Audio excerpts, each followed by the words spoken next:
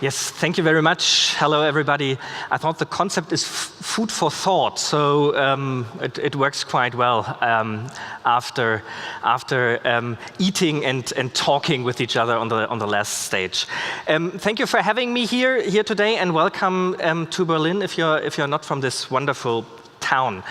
I believe Berlin is actually the best place to talk about tech, and it is, in my eyes, it's the best place to talk about AI as well.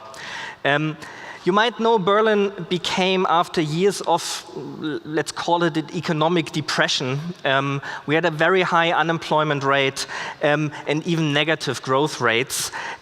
We became an international boom town for the tech industry.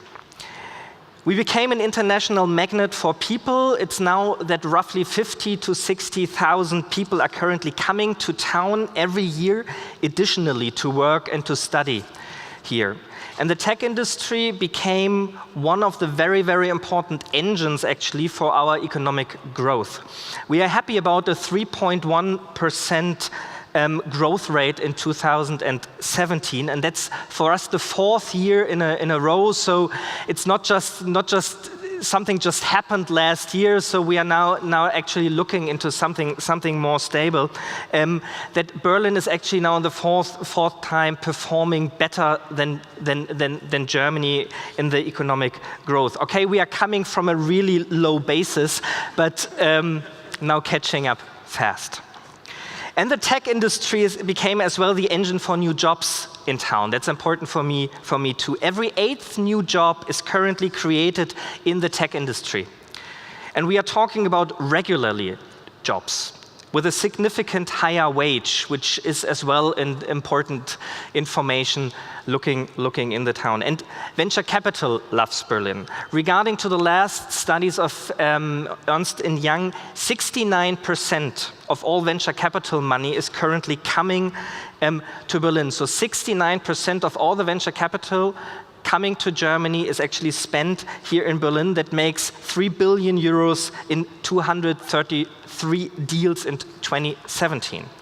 And we see this here today, AI loves the capital region as well. We are currently counting 200 startups working in the fields of deep learning, machine learning, and natural languages processing in Berlin and Brandenburg. We are currently in the middle of actually finishing a study to learn much more about this environment, because it's a very, very, very dynamic and interesting part in the whole tech industry. And this development comes with challenges for the city and the citizens, of course.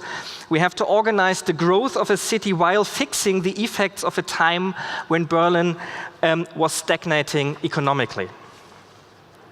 But this development comes with huge chances and possibilities as well. Therefore, we support the growing tech industry and the development of AI in towns with various instruments. Let me give you some examples. We offer, of course, this is something a state is doing, financial support. We offer financial support to create a new business, to invest into new technologies, to bring new products or as well services to market and to research. We just published what we call our Förderfibel. I wasn't able actually to translate this into English, but if you type in Förderfibel and Berlin into the browser, you find it even if you don't speak German. With 80 funding lines actually, where we can support businesses and products and services here in Berlin. I encourage you, have a look. We created, for example, the IBB Bet, which is the part of our state-owned bank, IBB, in 1997. This is astonishing for me. And the IBB Bet survived all the ups and downs of the startup cycle, and it makes the IBB Bet today a very, very resourceful and experienced governmental player regarding venture capital. And they are currently invested together with partners 1.3 billion euros so far. That's a lot from a German perspective. We created, for me, a unique framework here in Germany for collaboration between universities, more than 70 research institutes, startups, and established businesses as well. For example, in 2016, the Einstein Center was founded in Berlin with the promise of 50 new professors and 20 companies joining forces and started practical research from smart housing, digital education to semantic data intelligence. Or take a look at Adlershof, which is one of our future places, Zukunftsorte, how we call them, where on just 4 square kilometers, more than 1,000 companies with 18,000 employees, university and research institutes, with 6,700 students work, research on fields like big data rooms and the future of algorithms. And they create new businesses from this research and get supported with this. And of course, we support with our business development company, Berlin Partner, the international relocation of offices and people, which is as well an important field in a dynamic startup city. But economic growth and development is one thing. Stephen Hawking, in my eyes, was right when he said in one of his last interviews for Wired last year, every aspect of our life is going to be changed. And the development of AI could be the biggest success in the history of our civilization. But it could be as well the last success if we don't learn to prevent the risks, actually. So therefore, Berlin is, for me, as well the right place to discuss the potentials and the risks, the future of data protection, the concept of privacy in the digital age, taxation in the global industry, and the need for transparency of algorithms. So the support and the regulatory framework we need in the future to use technology make our lives in total actually better. And in my eyes, we master debates like this in a context of technology in the past quite successfully. Take mobility and the international development of traffic regulation as one example.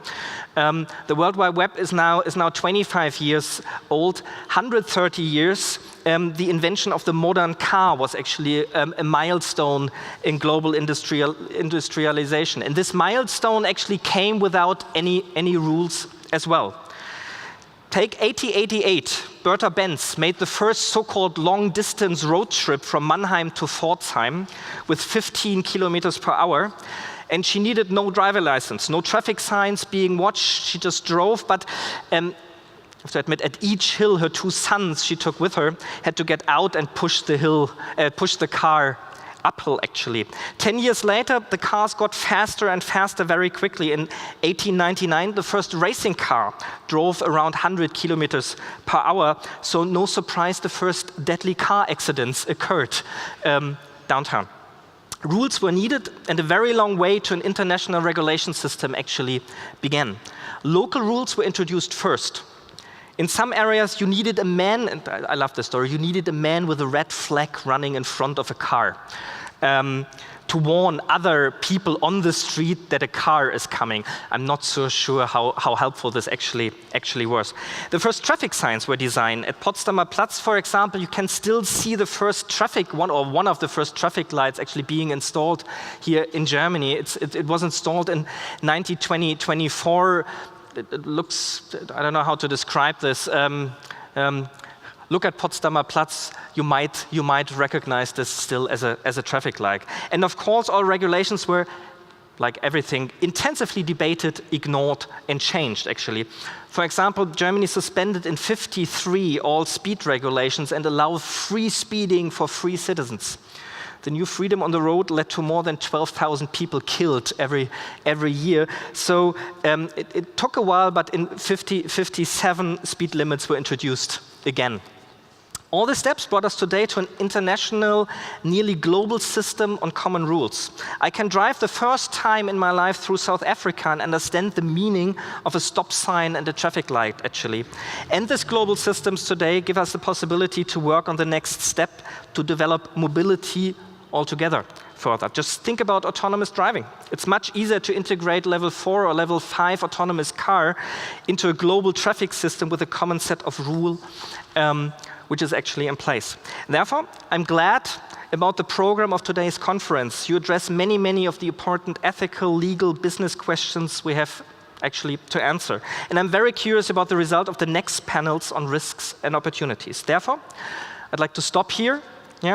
Enjoy the rest of the conference. Thank you for your attention, and have a wonderful day here in Berlin. Thank you very much.